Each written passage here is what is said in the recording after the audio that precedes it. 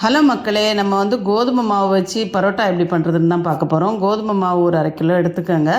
அதுக்கு ஒரு ஸ்பூன் உப்பு, ஒரு ஸ்பூன் சர்க்கரை போட்டு தண்ணி ஊற்றிக்கோங்க. ஒரு 1/2 கிளாஸ் தண்ணி ஊற்றி பிசைங்க. கைக்கு தகுந்த மாதிரி நம்ம தண்ணி தேவைப்படுற மாதிரி லைட்டாக போட்டு பிசைஞ்சு நல்லா உருட்டி எடுத்து வச்சுக்கோங்க. எடுத்து நம்ம கல்லில் போட்டு நல்லா அடித்து பிசையணும். அதை கொஞ்சம் ஒரு 10 நிமிஷம் நல்லா பிசைஞ்சு இப்படி உருட்டி எண்ணெய் தடவி வச்சுருங்க. இது நல்லா ஊறட்டும் ஒரு 1/2 மணி நேரம். ஊறினதுக்கப்புறம் திருப்பி திறந்து பாருங்கள். திறந்து திருப்பி ஒரு டைம் எடுத்து லைட்டாக அடித்து பசஞ்சிட்டு நம்ம உருண்டை போட்டு வச்சுக்கலாம். எத்தனை பரோட்டா வேணுமோ, சின்னதாக வேணுமோ, பெருசாக வேணுமோ, எப்படி வேணுமோ போட்டு திருப்பி ஒரு டைம் ஒரு 10-15 நிமிஷம் ஊற வச்சுருங்க எண்ணெய் தடவி. இப்போ எடுத்து நம்ம தேய்ச்சிக்கலாம். இப்போ தேய்ச்சி அடிச்சியும் பண்ணலாம்.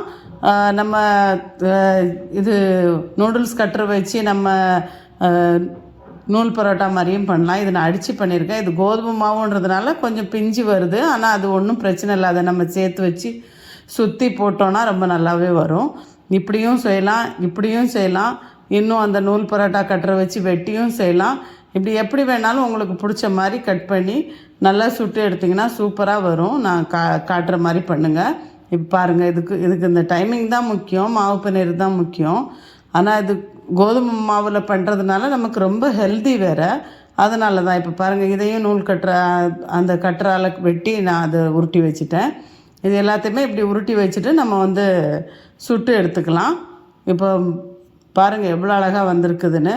இப்போ நம்ம எல்லாத்தையுமே உருட்டி தனியாக வச்சுட்டோம். இதையுமே ஒரு 10 நிமிஷம் லைட்டாக எண்ணெய் தடவி வச்சுருங்க சைடில். இப்போ நம்ம தேய்ச்சி போட்டுடலாம்.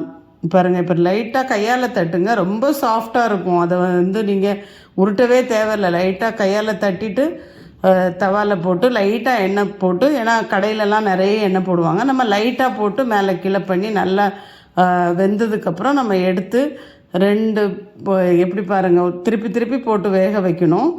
லைட்டாக கூட வேகாமல் இருந்தால் அது ஒரு பச்சையாக தெரியும். ஆனால் இது கோதுமை மாவுன்றதுனால ரொம்பவே சாஃப்டாக இருக்கும்.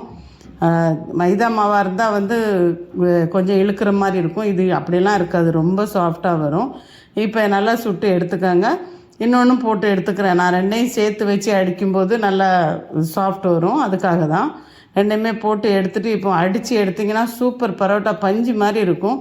கண்டிப்பாக செஞ்சு பாருங்கள். செஞ்சு பார்த்துட்டு எனக்கு மெசேஜ் பண்ணுங்கள். Thank you so much.